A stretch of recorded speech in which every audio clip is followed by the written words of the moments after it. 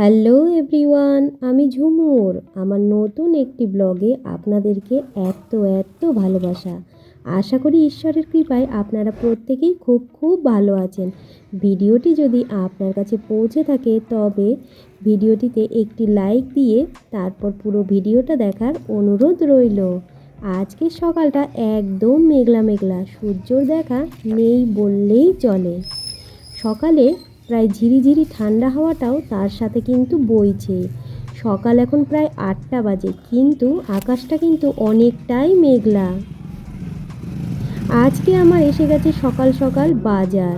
সবজি মাছ দুটোই এসেছে। এটা কী শাক বলুন তো? হ্যাঁ, বুঝতে পেরেছেন আপনারা সবাই, এটা হচ্ছে সর্ষে শাক। তো আমি বলেছিলাম সর্ষে শাক নিয়ে আসবে। আগের দিন সর্ষে শাক নিয়ে আসতে বলেছি, তা আমাকে কতগুলো ফুল এনে দিয়েছে, সর্ষে ফুল, সেটাও দেখাবো। তো আজকে তো সবজি ভালোই সবজি এসেছে, আমার বেশ পছন্দের সবজি বলতে পারো সবগুলো। একটা ছিল ফুলকপি, সঙ্গে ছিল ব্রকলি, ধনে পাতা, পুরো দেশি ধনে পাতা এনেছে আজকে। আসলে এনেছে বলাটা ভুল, অনেক সময় চাইলেও বাজারে পাওয়া যায় না, যেটা চাই বাজারে ঠিক সেরকম পাওয়া যায় না। আজকে কিন্তু ধনে পাতাটা একদম দেশি ধনে পাতা, আমার একদম মনের মতো ধনে পাতা হয়েছে। সঙ্গে ছিল পেঁয়াজকলি, আরও কিছু সবজি যেমন আলু, শিম, টমেটো, কাঁচা লঙ্কা। আর আজকে মাছ এসেছে এক পদেরই, কারণ আজকে সেরকম মাছ ভালো পাইনি বাজারে।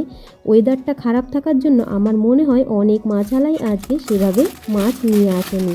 তবে যা মাছ, যে মাছটা এনেছে মাছটা কিন্তু বেশ টাটকা ছিল। এটা কী মাছ বলুন তো? অনেকেই বুঝতে পারবেন, এটা হলো আর মাছ।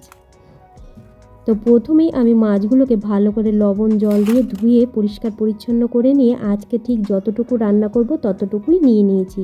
বাকিটা কিন্তু আমি ফ্রিজে স্টোর করেছি।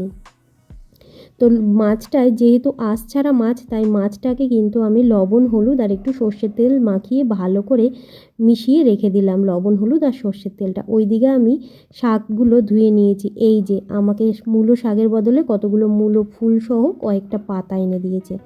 যাই হোক, আগের কিছু মেথি শাক আর ছিল হচ্ছে পালং শাক, তো সেইগুলো আমি এর সঙ্গে নিয়ে নিয়েছি। আজকের এই শাকটা কিন্তু দুর্দান্ত হয়েছিল খেতে, সত্যি বলছি।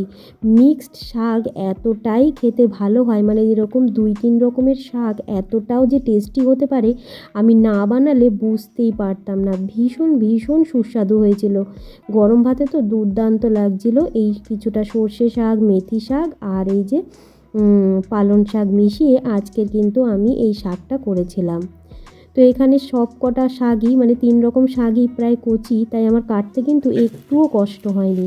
এমনকি এই যে আজকে আমাকে সর্ষে শাক এনে দিয়েছে। আগের দিন সর্ষে শাক বলেছি তো এনে দিয়েছে কতগুলো সর্ষে ফুলই বেশি, পাতা কিন্তু কম ছিল।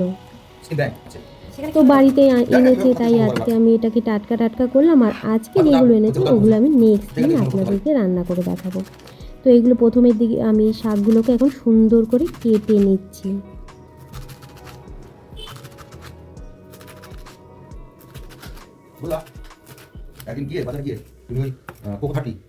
আজকে আমি বানাবো মটর ডাল। তো এই মটর ডালগুলোকে আমি সকালেই কিন্তু ভিজিয়ে রেখেছি, কিন্তু ডালটা খুব বেশি করব না আর গাঢ়ও করব না, তাই ডালের পরিমাণ কিন্তু আজকে একটু কমই নিয়েছি।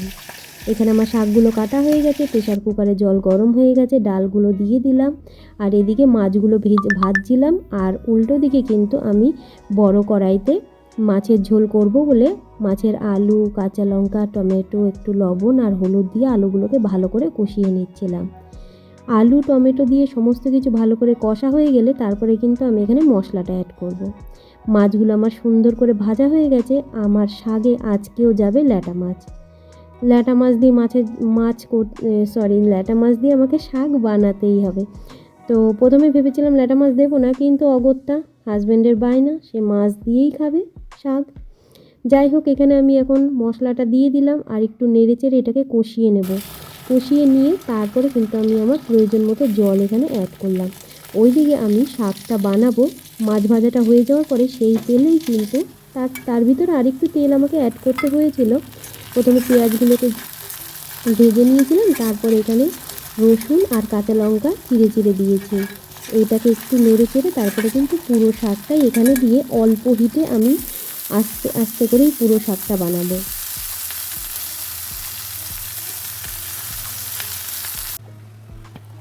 এদিকে মাছের ঝোলটা আমার সুন্দরভাবে ফুটে গেছে। আমি এখন মাছগুলো ছেড়ে দিয়ে বেশ কিছুক্ষণের জন্য এটা আমি ঢাকা দিয়ে দিচ্ছি।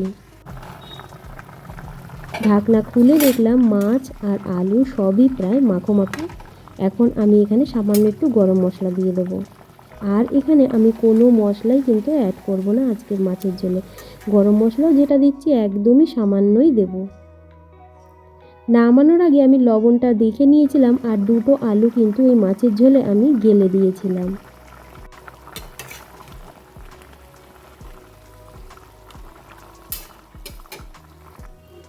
আজকে ডালটা রান্না করার পরে নামাতে গিয়ে আমি পড়েছিলাম একটা ভীষণ বিপদে। হ্যাঁ, বিপদটা সেরকম ভয়ঙ্কর কিছু বিপদ না, কিন্তু আর একটু হলেই সত্যি সত্যি বাজে অবস্থাই হতো। তো এখানে ডালটা প্রেশার কুকারে দুটো সিটি দিয়ে আমি রেখে দিয়েছিলাম। এখন আমি শিম, টমেটো আর কাঁচা লঙ্কাটা এখানে দিয়ে দিলাম ডালে। আজকে আমি ডালটা করছি শিম, কাঁচা লঙ্কা আর টমেটো দিয়ে। তো এখানে শিম আর টমেটোগুলোকে লবণ দিলাম, দিয়ে ভালো করে আরেকটু ফুটিয়ে নরম করে নিলাম। শিমটা যখন গলে গেছিলো তখন আমি জিরে, শুকনো লঙ্কা আর একটু আদা কুচি দিয়ে আমি ডালের ফোড়নটা দিয়েছিলাম। এই পর্যন্ত কিন্তু ডালের কোনোই অসুবিধা হয়নি। অসুবিধাটা হয়েছিল যখন আমি ডালটা বাটিতে নামাতে গেছিলাম।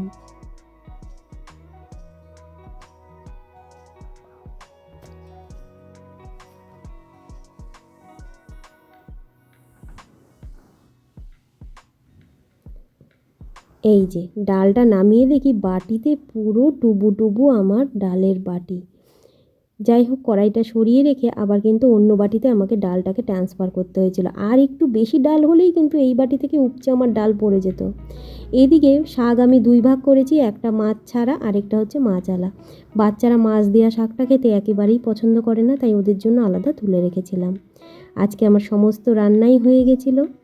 বেলা বাজে তখন প্রায় 1:30, তখনও কিন্তু রোদের দেখা নেই। অগত্যা আমাকে আজকে সব জামাকাপড়ই ওয়াশিং মেশিনে দিতে হয়েছিল, কারণ ওয়াশিং মেশিনে কেচে ভালো করে শুকিয়ে না নিলে আজকে একটা জামাকাপড়ও কিন্তু আমার শুকাবে না। তখন বাজে, সমস্ত কাজ শেষ করে আমি যখন বারান্দায় এসেছি তখন প্রায় 2টো বাজে। কিন্তু এই দেখো একই রকম আকাশ, সূর্য সামান্য একটু দেখা দিচ্ছে কোনো রকম। সমস্ত কাজ শেষ করে দুপুরের খাওয়া দাওয়া নিয়ে বসে গেছি। এই আজকের মতো ভিডিওটা আমি এখানেই শেষ করছি। ততক্ষণ পর্যন্ত ভালো থাকবেন, সুস্থ থাকবেন। দেখা হচ্ছে নতুন একটি পর্বে।